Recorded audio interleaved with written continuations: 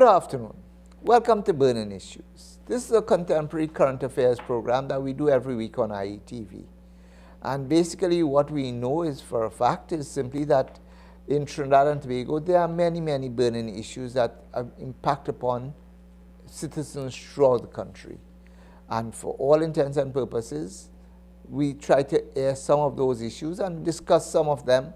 We know that there are many issues that we have to touch on, but we cannot deal with all of them. So we pick one or two and we go in depth with some of those.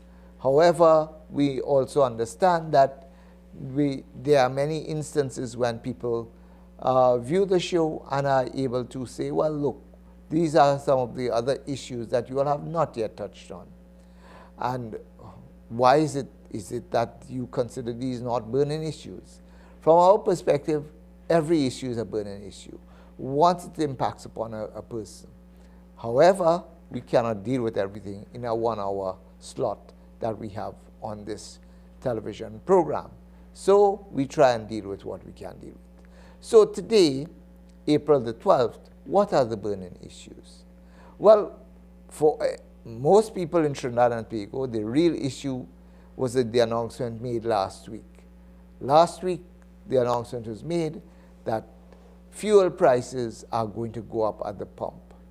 Premium and super gasoline are going to go up by $1 per liter, whereas diesel and kerosene is going to go up by 50 cents per liter. And of course, once we raise the prices of fuel at the pump, then there's the tack-on effect. Everything else goes up.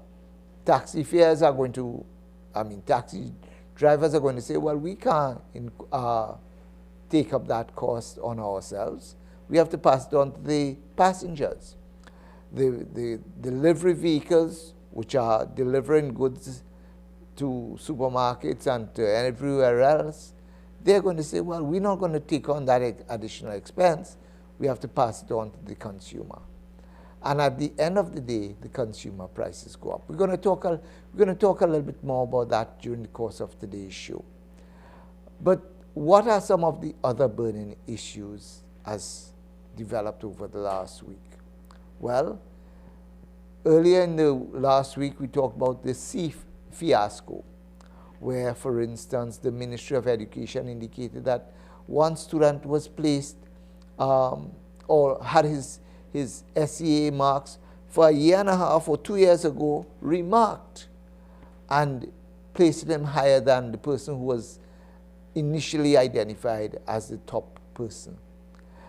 And that person was now being, legal persons were brought on in the picture to discuss whether or not there's something awry here. And we have to deal with that. But we wanted to also deal with that whole SEA issue and whether or not it is something that the ministry should do and shouldn't do. And we're going to again talk about that during the course of today's show. But apart from those two big issues, what were some of the other burning issues? Well, over the weekend, Gary Griffith said that he's launching his National Transformation Alliance, the NTA. So he's actually saying the name of his political party. At the same time, the PDP came into Trinidad and said that they're going to set up an office in Trinidad and they're going to contest every election. And we all know local government elections in Trinidad are due somewhere between December of this year and February of next year. So are we in election mode?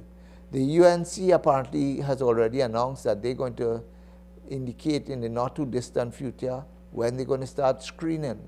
So the election heat is going to start rising in Trinidad at least, and we're going to have to monitor that as we go along. So there's the politics. Beyond the politics, however, there are many other issues. Crime remains an issue. We have murders happening on a daily basis, and some for very inexplainable reasons, but they are happening. Then too, there's the whole issue of COVID and health. Oh, and one of the big issues as I talk about health was that fire in the Beetham landfill last weekend. And in fact, covering Port of Spain with smoke that was deemed to be unhealthy. And how many people are affected by it, that we really don't know at this point in time. But we know that there are communities very close to the landfill that would have been suffocated with that smoke. And question is, what is going on inside there? And what is going to happen to those citizens who live in those areas in close proximity to the landfill? Well, you see, we talk about the Beetham landfill, but it is not only a Beetham issue, because I'm told that the landfill in Claxton Bay also has the same issue of fires burning on a regular basis. And then the citizens in those communities are also impacted. So we're going to have to treat with that and treat with the health issues. And Dr. Bahal is here. He might want to talk a little bit about those health challenges. And then too, we have to also ask, once we talk in health, COVID. COVID has not left us. COVID-19 is still with us. People are dying on a daily basis. Yes, the numbers have dropped. In fact, sometime during last week, we said we only had 1 death. But then yesterday, I think the numbers went back up to 3 deaths. So clearly, COVID is with us. And people are getting infected. Yes, the numbers that are being tested and are being reported in the media by the Ministry of Health are much lower. But we could ask the question as to why they're much lower. Is it because people are now testing on using the rapid antigen tests, and as a result they don't have to report, and they're doing their home testing, and as a result they're not reported to the health facilities that they have tested positive? We don't know. Those are amongst the burning issues. We're going to take a break now. We're going to come back and chat about some of these issues after the break. See you after the break.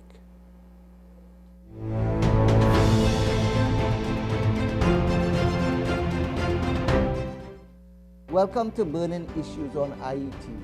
Burning Issues is a contemporary show that is going to be dealing with current affairs. While we talk about the pandemic, while we talk about the issues of health, crime, be it public utilities, be it taxation, be it the economy, how we diversify. It is now for us to talk about these issues, and this we will be talking with in the show for the next few weeks on IETV with Dr. Manjrika Bahal and I, Vishnu Raghunath. We talk burning issues.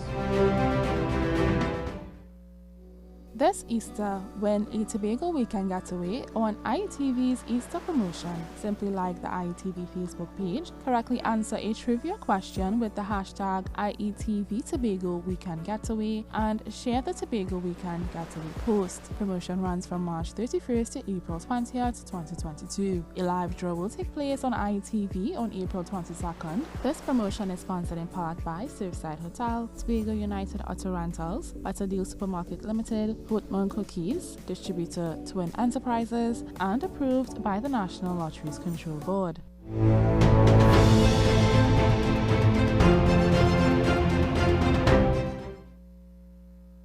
Welcome back to Burning Issues. Well, one of the big stories over the last week was simply the one with relating to the secondary entrance assessment examination and the controversies that resulted in who should get the President's Medal, the gold, President's Medal Gold and President's Medal Silver. And one of the concerns that came out was simply that whereas a preliminary list was presented way back in 2020, one of the students who had sat that exam asked for a remark, and that remark now, the outcome of that remark suggested that that person should be given the #1 position as opposed to the person who was initially reported as #1 in the preliminary results.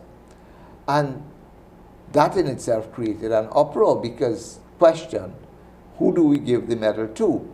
The ministry's official position was simply that all awards are supposed to be done and made on the basis of the preliminary results, not the remarking. However, one ministry official, and who has yet to be named, went ahead, supposedly above and beyond the call of duty, and reported to the families of the student who had the remark done that that person is now ahead. And that, in fact, led to the issue of the legal issues being brought into question. And the stick a pin there, Dr. Raghunath.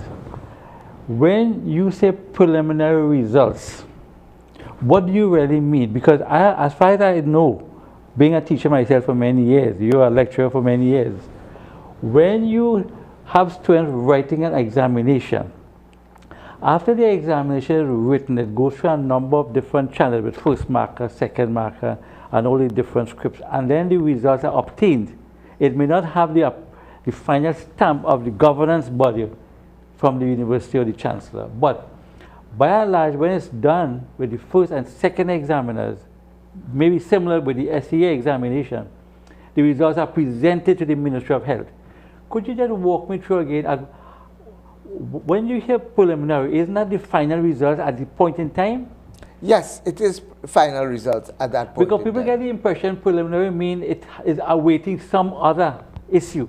The word was used there, but it really meant the final results, and that is the result the Ministry of Health takes to the media, takes to wherever, and releases it at that point in time.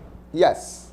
Now walk me through, when somebody, that result is given first and second and third place winners, because remember these marks are already there, 93%, 93.111%, and all these different things. These marks are given.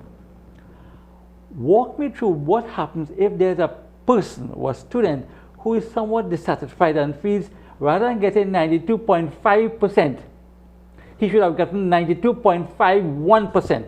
Walk me through what is the process if I as a student feel dissatisfied and I should obtain, because that's what's happening in the first and second and third place winners, because their marks are about 100 people maybe within a 1% range. Walk me through as to what happened with the student who is dissatisfied. Well, I am not sure that I know the exact particulars as to how you go about getting that remark. However, there is a procedure available in all educational institutions where a student who feels dissatisfied or can then apply for a remarking of his or her script. And that process will then go through a process that the examination body would have set up even prior to the request. Because I could say, for instance, with regard to the University of the West Indies, we are able to identify who are going to be first markers, second markers, remarkers for every course long before the exam is even set, far less for when the exam is actually being taken. So we know the process, and that process, I am assuming, will be a process that the Ministry of Education will also have had set in train. Right, but this process may take from 1 month to maybe 5 or 6 months. I'm Definitely. not sure. So therefore, while that process is being undertaken, the only reason why this hullabaloo took place, I feel, is because of a long length of time before the actual letter goes to the president for actual presenting of the awards. But if it was done in a timely fashion, it might have been done even without the review of this person coming into play. Well, definitely, and this is the real challenge that we have coming in these particular instances here, because what we are talking about here is an examination that was written way back in 2020. We've gone through the examination in 2021. We are, in fact, the students wrote the exam already in 2022. So clearly, this is something that had we not had COVID, and to some extent COVID must take some degree of blame No, him. I won't blame. I think it's a major lax in the part of the Ministry of Education to have such a long time before they release the award, or before they have an award ceremony, No, whether it be virtual no, or not. remember- I had graduated a couple of years ago No, and went online and did my, right. my graduation. And I agree with you, but you see, there's a difference between graduating and being awarded But 2 by years. the president. Remember, it's not only the students who were denied the awards. Remember the national awards that we only give national awards 2 weeks ago for 2020 and 2021. Yeah, well, that is a major lax in the system, because you can have an exam 2021 and 2022 taking place, and you're now awarding patients or students way back 2 years ago. That is unacceptable. In fact, if you feel that because of the COVID you shouldn't have the award ceremony, we release the data, we release the information, and close that chapter. If for some reason some student has a particular grievance and they have to go to a different school or maybe upgrade it, well, fine, go ahead and do it, but it shouldn't stop the process.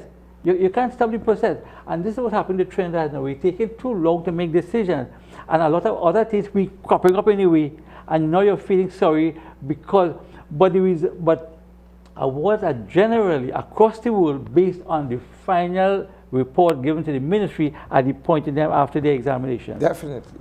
Now, let me put that aside for a moment, because I mean, while we think it's probably not going to affect long-term outcome of these patients or these students, there's a bigger issue, because I mean that's our process and having a little bit of fairness in terms of the marking system and so on, all dealing with principles and policy. Now, the bigger issue in the SEA exam is how do we address meritocracy in that age group? Should we have it at all? Well, that is one of the issues that, in fact, the Minister of Education started pointing to after this fiasco erupted. And that was simply one which says, are we putting additional pressure on children, 11-year-olds, at this point in time, when already the SEA exam is already putting them in a pressure cooker? And for all intents and purposes, now we want to find out who is the top 1, 2, 3, and we go all the way up to the top 200, I think it is. So we identify the top 200. I think that's a very relevant question, especially in the light of these 2 points I'm about to make. One, I'm not sure how many studies were done on these students who came in the top 100, but certainly I do not believe that their long-term success would depend heavily on whether you come first or second in that particular category. The second point is that the top 100 students may be only within very small percentage differences. And because of it is difficult really to kind of discriminate on the basis of a 0.13% and a 0.134% and make students feel I am better than you. I think that is a bit, is not in keeping with, I think, with proper educational system. So because of the marks in that area is so much clustered together with many students, and secondly because I don't think the outcome in terms of their long-term success depends on these marks, it should be abolished altogether. We may probably use the top 200 students to give them a token of, well, look, you all are in the top 200, that's fine. But not to put first 93.13%, second 93.12%, no. But isn't this what we expect of citizens, to try to reach the top tier, to reach the highest that they could achieve? And if they have reached that highest point, should they not be recognized? Well, that's a good point, and I buy that. But because the differences are so minuscule in the marking, and there's some element of subjectivity in marking essays and whatnot, I think I would prefer to give the benefit to let a group of students feel like they have attained a distinction type level rather than putting a first and second. In fact, I feel a number of schools have removed this first and second and third place scoring system or a hierarchical differentiation from their different standards. And they have only put, okay, you make an A plus or A or a B plus, but remove altogether whether you are first and second. And I think we should go with that because, I mean, I agree with what you're saying, but in the case of the marking here for intelligence and for education, I think it should be removed and put a batch of students who attain a distinction level or something similar. Well, that is something that should be considered. I am not saying that it shouldn't. My only concern here was simply one that says simply we are in a society where we are looking towards people achieving to the best of their ability. And give them distinction grade, not first and second. Right. Leave that for when they get a little more mature and they could quarrel a little more and be more aggressive. In fact, I feel there's too much emphasis on the exam rather than the holistic development of the child. When I went to school, in primary school, you have to do gardening, you have to do hygiene, you have to do civics, you have to do this, you have to do that. All as part of your development. We have to clean the school, we have to move that. And nothing was wrong with that. And we attain some level of academic qualification as well and go to high school. So why is so much focus, and that was not examinable. Poetry and all these things was not examinable. Well, in fact, many of the subjects today are not examinable because, I mean, if we look at the SEA exam, they focus on creative writing, they focus on mathematics, and they focus on grammar. And the rest of things maybe are not even being taught. Right. No, well, from what I have known of the syllabus and the curriculum, yes, they still have some social studies and so forth. They may not have the civics that you would have done in your time, but clearly they do have social studies. Well, by that, yeah. So they have an all-round approach there. Well, they still do have the all-round approach. The challenge, however, is simply by the time we get into Standard 5, when students are preparing for SEA, is it that they are being drilled only to simply pass this exam and pass this exam at the highest level? Some people are promoting, well, look, rather than based on that exam at the end, let me start examining them from Form 1 and Standard 1 and Standard 2. So that means they go forward, be in a classroom, being examined. But in fact, the Ministry of Education, again, have already started that. In fact, there's a national examination that was given for Standard 1, Standard 2, Standard 3, Standard 4. So students are being tested on a national level. So are you saying they're forever going to be in a classroom with lessons and pushing them towards that? Yes, and they have that. Well, why should that be? Well, again, you see, and this is where we now have to ask our question. What exactly is the focus of our education system? And to that extent, what is the purpose of our education system? In my opinion, you see that type of approach is testing the system so that some people would end up in what we call prestige schools. That everybody aiming to go there, and because of that limited resource there, you find the 20,000 students are fighting to get that amount of places in the prestige schools, so that they will go from Standard 1, 2, 3, 4, focusing on the exam. Now, if we make all school prestige schools, maybe that might be a problem. How do we get there to make every school you want to fight to go there? Well, you see, and now you're bringing into this mix a whole different focus and a whole different issue altogether, and that is the question is whether or not our education system is equitable, whether or not it facilitates equality of treatment, whether or not the curriculum and the syllabus that we adopt are what we should be focused upon, and whether or not the testing by way of the SEA is the best option available. Now, all of these are big issues. We cannot deal with them here. What we could, however, say is simply one which says that to some extent we have to accept the fact that there are some schools that perform better than other schools. Now, I am not saying they are prestige or not, but rather that is what ultimately is the outcome of it. So we say that some schools are prestige schools simply because of their successes at the higher levels of examinations. And that's what makes them prestige. But there's a bigger issue here. And there's that bigger issue as to whether or not, and you raise that question as to how do we bring all our schools up to that level of being prestige. Now, there are two arguments in that. One argument is simply that we raise the level of all the schools. And when you say raise the level, raise the admission level and the curriculum and everything else, as well as the teacher and the staff of that school contribution to the school.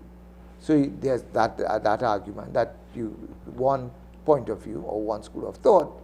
There's the other school of thought that says, why don't we dumb down those that are prestige so that it comes at so that we equalize it? What about if you have a win-win situation? Ask the student which is their area that they feel they would excel most in.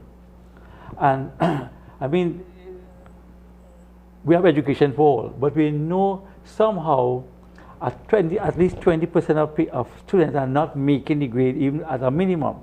And they are in these schools just making more, let me say, trouble than anything else, or holding back the progress of students who require academic education.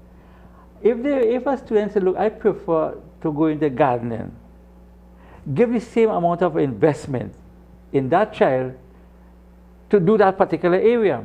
But that could only be done if the teachers in the school look at the population and say, look, give them a form to fill out, what are your areas of weaknesses or likes and so on. And in that way, when you do the examination, you don't have to set all the questions based on the academic area. Look at other areas in the technical field that could be screened at the 11+ period, where students now could decide, well, look, I don't want to go into this school, I would prefer in this area. And we get a greater amount of students gravitating to area that they wish to really excel in. And they could get president medal in plumbing, in welding, and different things. They don't have to get president medal or gold medal only in the academic world. Well, because that's unfair. And I agree with you on that. I agree with you that you could give awards to people in whatever area that they have excelled in. Which can be screened from the 11+. Right. But the point about it here is simply one which says that to some extent our school systems already do that. No, to some extent, And I say that because take for instance, when you go to some of the so-called prestige schools, the prestige schools have a focus on academia, on the traditional academic subjects. The maths, the English, the physics, the chemistry, the biology, the literature, the geography, the history. Right. So, and they focus on those areas. But then, when they go to some of the non-prestige schools, which is, for instance, in some instances, we would have what was previously the junior secondary schools, the senior comprehensive schools, and so on. Now, in those schools, as well as some of the government schools, at the secondary level, they are offered various other kinds of subjects. So, for instance, in some instances, they are offered woodworking, metalwork, mechanics, home economics, those sorts of things. But you notice something. The people who end up going there are the ones who have lesser marks than the ones who end up in the prestige school or in the academic performance school. But I am saying at the 11+ level, we should have a method to screen that population to better, because I may excel even in mathematics, but prefer to go into some engineering field from O levels, from my secondary school education. Well, I am not sure whether those children at that age would be able to do that kind of selection at that point in time. And I'll tell you why. This is why, for instance, Form 1, Form 2, Form 3, in many schools, all the students do all the subjects. Okay. And it's only when they reach Form 3 or Form 4, then we start to separate them out and say, okay, fine, you go in the science stream, you go into the art stream, you go into the modern studies stream, and so on. Well, that could be fine-tuned, as you say, but right. At some point we need to look at that population of people to decide which is the best suited for them, rather than waiting when they become a big man and woman at the age of 16, 17, then to realize, now, my whole 5 years has been lost in being the student in the class who always not performing, who always are being pushed around, nobody taking me on in the classroom. And it happens most commonly in the junior secondary. The very name junior secondary give a kind of a negative connotation. Mm-hmm. So there needs to be a proper overhaul, but a proper evaluation of how we take students from the primary, or maybe, as I say, a little post-primary up to, say, 14 years of age, to really decide how we're going to further educate these students, rather than having them there in a wrong area, which is not the best for them for their full development. And then we could get more from them. And definitely that is probably the direction in which we need to go. But again, this is a whole issue that we have to deal with from an education curriculum point of view. What should be on the syllabus, what should not be on the syllabus, and how do we try to get the best for our students. And from all intents and purposes, once we do these things, we now have to review our whole education system. Ladies and gentlemen, you are viewing Burning Issues on IETV. We take a break now and we come back with another burning issue in Trinidad and Tobago.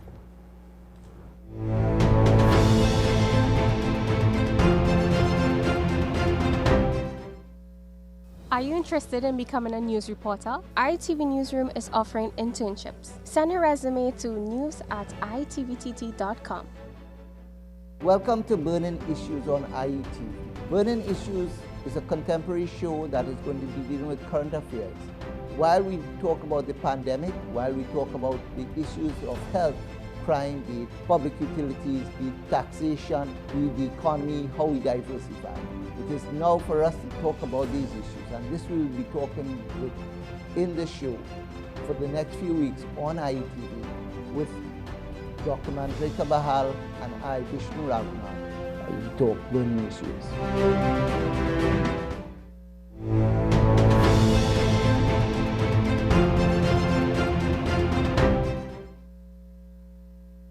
Welcome back to Burning Issues. So we talked about the education system in the first section of the program today. Let's now talk about some of the other issues, and one of the big issues here we talk about is health. Health as with respect to what transpired last week, and all of those people who are affected by the toxic fumes and smoke coming out of the Beetham landfill. And like I said earlier in the introduction, whereas the focus of attention has been on the Beetham landfill, I have had constant complaints that, hey, because Beetham had one fire, and because the smoke blew across Port of Spain, it became a big issue. But what happens to the landfill in Claxton Bay when people there are always impacted upon by similar fires and similar smoke coming from the landfill there? And we need to talk about this landfill fire, one, and more importantly, the implications for health for the residents in the districts and the fence line to these landfills, but also for those who visit the municipalities, the cities. So in the case of the Beetham landfill, those who visit Port of Spain and are enveloped in that toxic smoke. Dr. Bahal. This is really a serious topic from a public health perspective. Now, when you look at the number of organizations treasure Mother Earth and how we abuse Mother Earth, the very earth that's giving us things to eat, to survive with, we are abusing this earth. And while you mentioned the landfill and pollution there, Claxon Bay. But right across this nation, we could see how public health issues are being violated in terms of noise, littering, garbage disposal, fires all over the country. You know, all these things like across. One person had mentioned to me, Trinidad and Tobago is a nasty, lawless society. I don't know if that is true. But when I see, I mean, we have a very good method of disposing garbage. But yet, people with the garbage truck would pass, pick up garbage, and the very next 10 minutes, somebody could take their bag of garbage and drop it in the same spot for dogs to bite up and nasty the whole place. And the issues in the dump is part of a larger issue of the public health violation in this country. We had an opportunity for 2 years with COVID-19 to put our public health system in place, while we're looking at the virus, which is invincible. There are many things we could see, and we're not doing anything about it. Look at the landfill. How many years now we talk about trying to improve garbage disposal and have different type of equipment to be able to put them in containers and dispose of this. But where are we in that? Nowhere. So many people have complained about noise across the country. And I want to just give it a definition from this particular Encyclopedia Britannica. So looking at this landfill issue in the context of the larger picture of pollution in this country.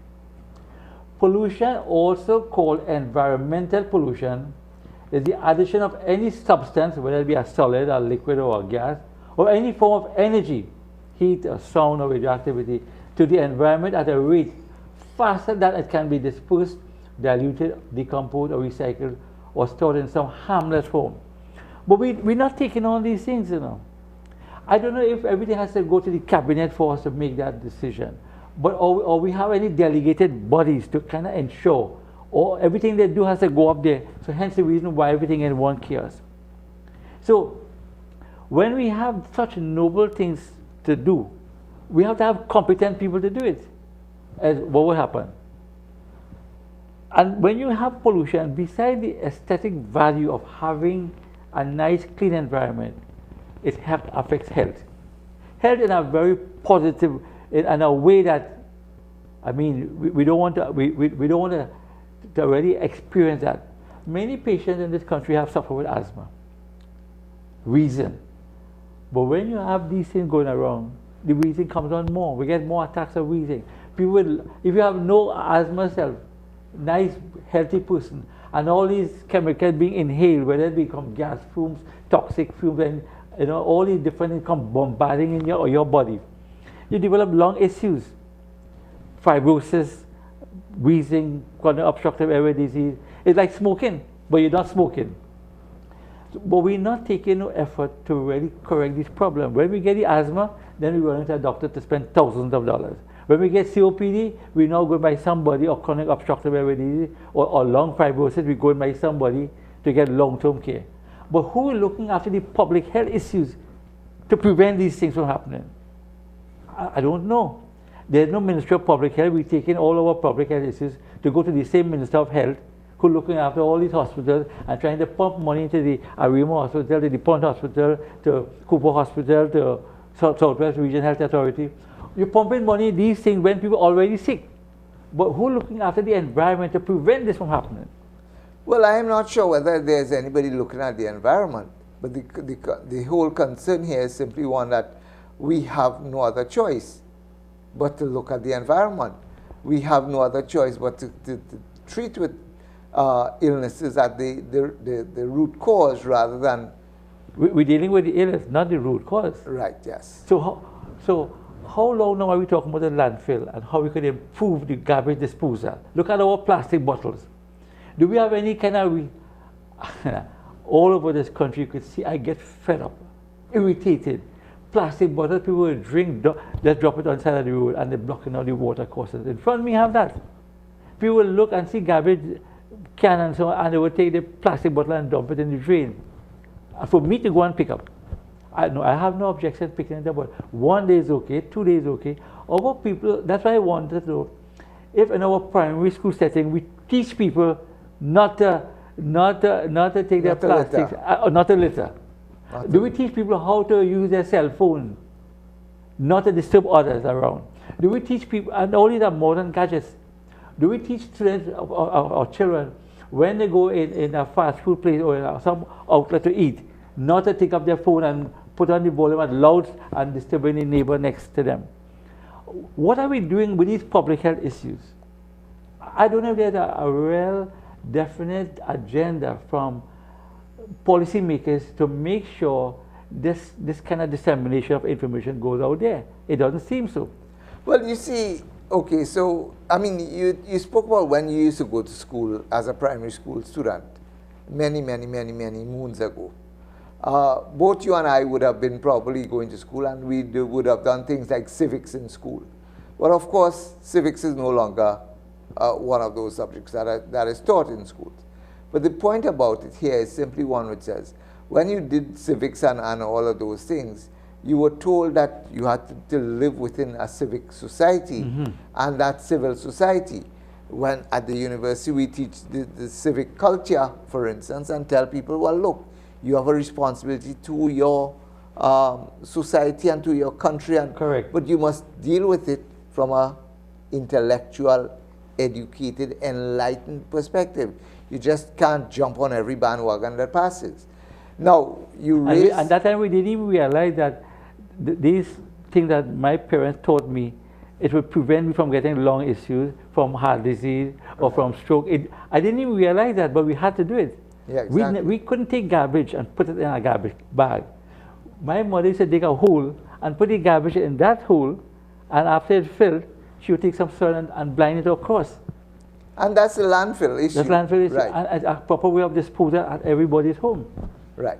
But the point about it, we've become far too developed, so to speak, so that some people just don't have any piece of backyard to go and put their garbage. So yes, they have to use the landfills, the Right. public landfills. No problem. But you see, you raise several other issues there, and the question is what goes into the landfill. So for instance, you raise the plastic bottles, and we know that plastic bottles are not biodegradable in the main. We raised the issues, and in fact, several years ago, and this is why we're talking about this issue about the landfill, but not necessarily from the perspective of what is about the fire that burned at the landfill, but rather about what is going into that landfill. And what comes out. And what comes out. Yeah. So for instance, several years ago, the government took up a policy position that we're going to outlaw styrofoam Yes. and styrofoam containers. That is still yet to come on stream. Even though it was agreed, I think, we had actually given the styrofoam companies 6 months or a year to say, wind down your operations in terms of styrofoam so that you wouldn't buy food in styrofoam containers, and rather you'd look at other sorts of containers to More degradable containers. more degradable, biodegradable. Yeah. But of course, that has gone. Of course, the excuse again, in like manner as we talked earlier about the SCA delay, COVID. So we blame everything on COVID. Yeah. So COVID came, and of course, plastic bottles, the whole issue with plastic bottles, the whole issue with styrofoam, all of those things went into the background. Is it a matter that they went into the background deliberately? Is it a matter as a result of COVID? Or is it simply because it does not make good business sense to do those things? And I raise all of that. These things are, you say no business sense, but to me, if you do it properly, you will make profit. Because at the long run, at a government level, because you have less infections to deal with, less complications to deal with, and in so doing, you find the cost of saving in healthcare can be invested to create companies that make these things more biodegradable, and then you could separate the plastics from the more toxic chemicals like lead and all these other things, and leave the other garbage for normal manure production. But those things are not being addressed. I don't know if there's a lack of a passion to do it. There's no commitment. There's no force from above. My one feeling is that the failure to allow these people who you put in charge to account for what they do in a proper, safe, and effective manner. This thing we're going to go like this for many years. So you want to come back to the politics, all right? Well, before you come back to the politics, let me come back and deal with that issue again from another perspective. Several years ago, not several years ago, for the last 20, 30 years, we've been talking we needed to diversify the economy. One of the things that we've talked about, particularly as relates to landfill and waste disposal, was recycling. Mm-hmm. And whether or not we could have recycled some of what we take to the landfill. Some years ago, one of the previous governments had actually set up on sea lots there, just off the highway, facility that would have allowed for some degree of recycling, going through some of the garbage, taking out what is recyclable, and then recycling.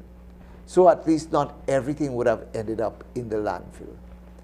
One of the other things too, and as a result, one of the concerns that was raised as relates to the fires that we had in the landfill was simply who set the fires. Was it deliberately set by the scavengers who go out there and go through the garbage and recycle? I mean, pull out things for recycling. And we have a lot of people who literally earn their living by that.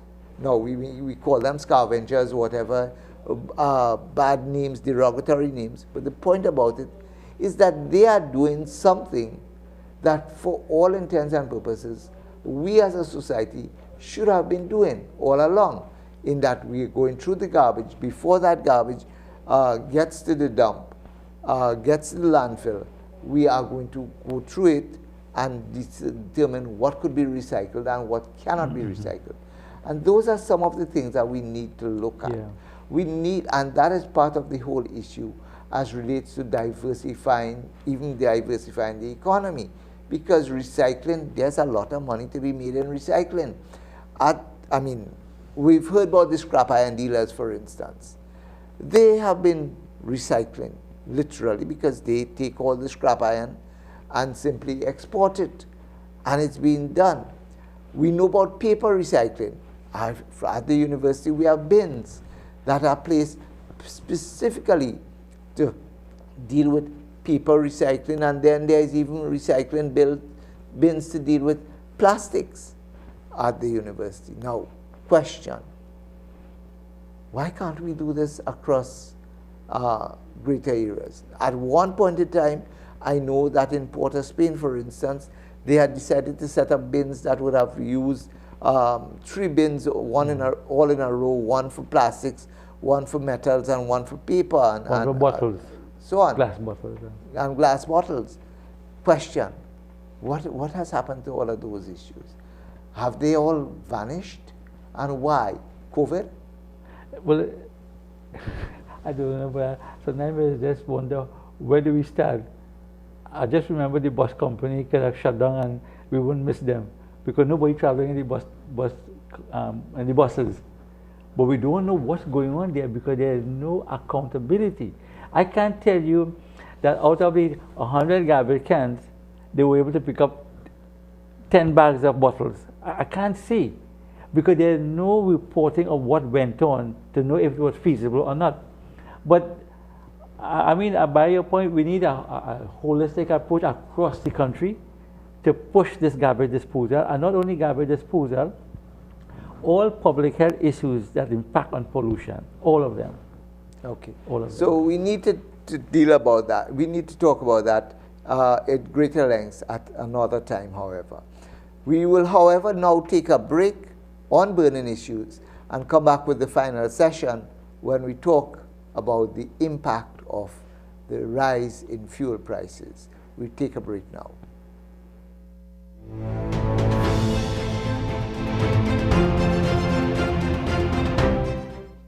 Welcome to Burning Issues on IETV. Burning Issues is a contemporary show that is going to be dealing with current affairs.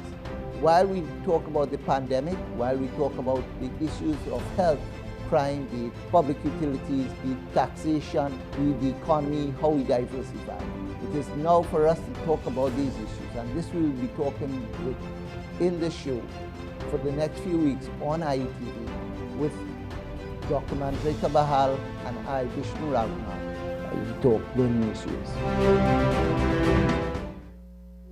This Easter, win a Tobago Weekend Getaway on IETV's Easter promotion. Simply like the IETV Facebook page, correctly answer a trivia question with the hashtag IETV Tobago Weekend Getaway, and share the Tobago Weekend Getaway post. Promotion runs from March 31st to April 20th, 2022. A live draw will take place on IETV on April 22nd. This promotion is sponsored in part by Surfside Hotel, Tobago United Auto Rentals, Better Deal Supermarket Limited, Woodman Cookies, distributor Twin Enterprises, and approved by the National Lotteries Control Board.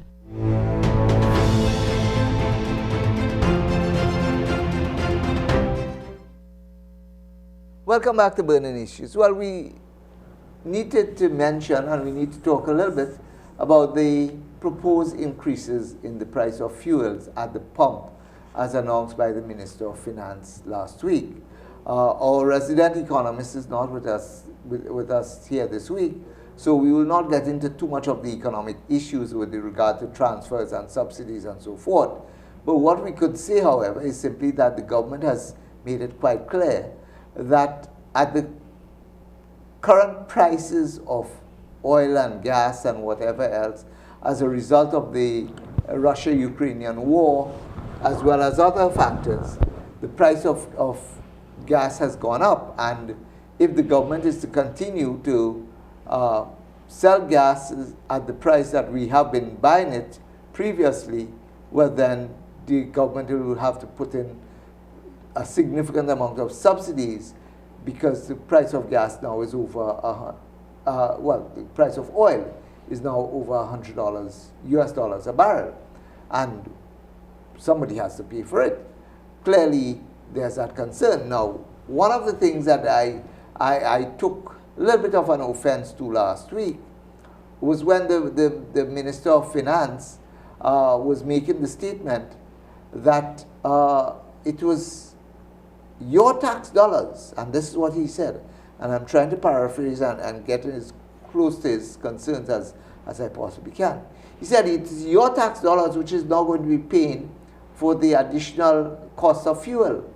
Your tax dollars. So you, but meaning we, the population, it is our tax dollars having to pay for this additional fuel. But regardless of whether it is our taxpayers' dollars or not, the mere fact that once we raise the price of gas, then it's everybody having to pay additional increases in the cost of goods and services, transportation, whatever. And isn't it our monies too that will end up paying for those increases? So it's not only our tax dollars, because the important factor here is simply it is our tax dollars, but our tax dollars are being spent by the government, whereas the government is saying they're not spending our tax dollars. They would like us, they would collect their tax dollars and still spend it, but we will pay also an additional increase. You know, people will be talking that we have a certain amount of money in the country, income for the national income. But since the government not adding more to it, that national income is fixed. And in my opinion, it's even being depleted because of the decreasing income from oil and gas. Now, if that's the case, and we have to pay all these different services, security, education, and all these things, how will the government get money if that's national income? If we have to pay out all these different things, and that income, we're not generating any new income from any kind of foreign direct investment or anything whatsoever. And that income is shrinking. How do we expect the government to get more money? Not take it from somewhere? So the government should take it from us. Well, I would believe that if I'm the Minister of Finance, I go take it from anywhere I feel it easy to get it. I go take it from the pump. I think it's but people think there's pressure at the pump. But as a Minister of Finance, I have to get it from somewhere. No, that's where the problem lies. If our money, we know where it's going, we could say, look, I will give in to that because that's going to help a poor man. But if you're taking money from somewhere, and I'm seeing it being diverted to some place where it has no value, it has no benefit to the society at large, I could be really screaming. In fact, if I don't know where that extra money going to, I could be marching up and down the place. I will be prepared to riot sometime. In fact, the Minister of Finance say he expecting a riot the fourth time, then he can do something about it. Or he might not. They might not riot. Increase. They may not riot, but he want to increase again. Right. So there are a lot of marches going to take place now. But I have a feeling if we know where the money going, in my opinion though, our money seems to be going in a lot of non-profitable areas. It's going in a lot of wastage areas. It's going into paying salaries of people who are dead weight. Whether it's the public service or state enterprises or whatever. A lot of my money, and I use the word my money, mean our taxpayers' money, which Mr. Emwood is talking about, that we should be careful how we spend it. Our tax dollars is being not invested, it's being spent in these areas that are non-profitable. And we could call a number of people, a number of places. It's going to be spent on workers who are not working. Why should my money spend on, how many public servants we have in this country? Over 50,000. And I feel at least 20% of them are just there and there's nothing for them to do. This morning this afternoon was coming up this morning, where somebody was mentioning that this bank made so much profit last year, and yet they lay off so many workers. But if the workers are there but not finding work to do because of the organization's efficiency in using technology and whatnot, but there's a surplus now of 100 employees, and there's no work for them to do, should they stay there and corrupt the system? They have to go. Right. So in other words, that's a private organization, and we have to adopt the same system in our public enterprises, our state enterprises. If there are employees who are not performing, you have to get rid of them, put them out and give them a dole. Okay. So the point that Dr. Bahal is closing there with is simply one which says, we have a problem with accountability. We have a problem with transparency. We have a problem with governance. Now, he didn't use all those words, but I am putting the words into his mouth now.